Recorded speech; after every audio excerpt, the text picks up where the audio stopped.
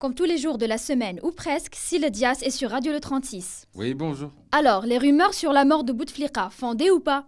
Ah ça, je ne peux pas vous répondre. Passez plutôt un coup de fil à Saïd Bouteflika, son frère, et vous en aurez le cœur net. Même s'il faut l'avouer, la vie du président algérien depuis quelques années, elle ne tient que sur un fil. Mais alors là, Wahed, le fil, tabarakallah ou Slahenbi, ah non, c'est du solide, voire même qu'il est incassable. C'est qu'il doit s'accrocher à la vie, c'est Bouteflika. On ne sait pas pourquoi, mais il s'accroche. Peut-être ne veut-il pas abandonner l'Algérie à son sort dans ce moment de crise économico-énergétique inédit. Mais bon...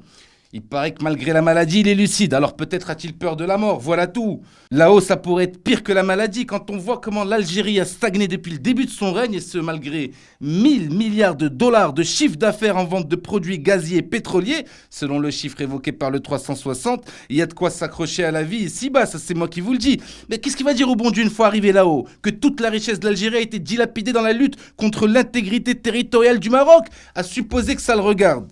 Non, et cet argument passera moyennement, vous en convenez. Voilà pourquoi il s'accroche à la vie, à mon avis, si Abdelaziz. Malgré le fauteuil et les allers-retours en Suisse, il s'accroche, là il sauve le jamais, et je le dis sincèrement, du fond du cœur. Selon Saïd Saidi, candidat potentiel de la présidence de 2019, le peuple algérien n'est point intéressé par le conflit du Sahara.